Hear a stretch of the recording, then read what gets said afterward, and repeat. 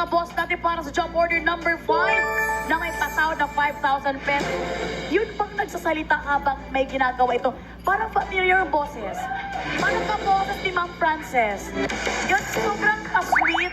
Good job. Parang ganun siya.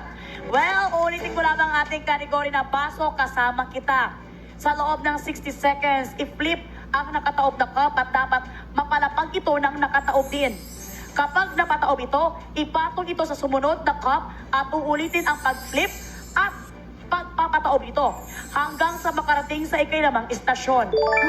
Parang iba yun. No? Iba yun. Parang kwanto ha. Parang LRT. Ikalimang station. One player at a time. Pwede kayong magsalitan kung sa tingin nyo magaling yung isa. At ito ay may job rating na scary. Medyo nakakatakot na to kasi 3 lamang out of 10 bots ang nakagawa sa evaluation. Kaya naman, JM and Mariel, inhale, exhale. Ito ay nagkakahalaga, ay baho na. Hindi, ito ay nagkakahalagang 5,000 pesos.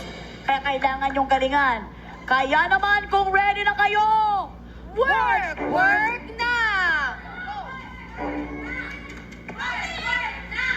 Yun! Okay na, ano?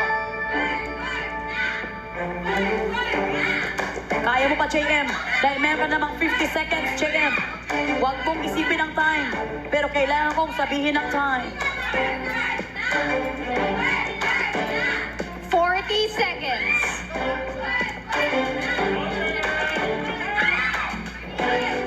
For this moment, si JM muna ang nakatuka.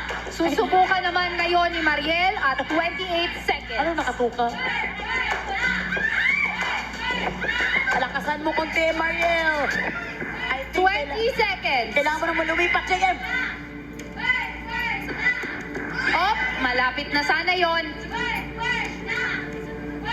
I'm so sorry, 9 seconds on the clock. 4, 3, 2, 1. Kitang-kita natin na nasa 2 baso pa lamang sila. At sila ay sablay. Sablay. Samahan nyo kami sa ating podium. Alam nyo, naisip ko, magagawa mo yan kapag nag-practice ka because practice makes you perfect. But nobody's perfect. So why practice? Hindi. Ito, magagawa mo lang. Pero bakit malalaman mo ba na yan ang gagawin mong challenge ngayong araw na ito? So ganun ka na ganun. Sasabihin ng nanay, ano nangyayari sa'yo? Mapapractice ako na ganito. Ang hirap pa. Kasi siyempre, di ba? Mahirap. Mahirap. Ay, actually, nung isang cup pa lang, medyo okay. Pero nung dalawa na, parang iba na yung weight niya eh. So parang kasalanan namin to, JM. Hindi naman po.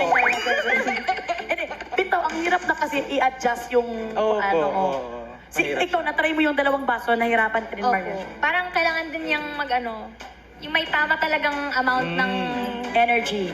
Lakas. force Oo, na force. Oo. gagawin mo. Well, alam kong ginawa nyo ang best ninyo, pero talagang hanggang doon lang talaga ang best nyo, kayo ay sablay. Hindi nyo makukubra ang 5,000 pesos. Pero may masaya naman din ang nakakakubra ng 5,000 Yep. pesos. Di ba, Jen? Oo, at ang mga masasayang tao na yon ay walang iba kung hindi ang ating mga boss.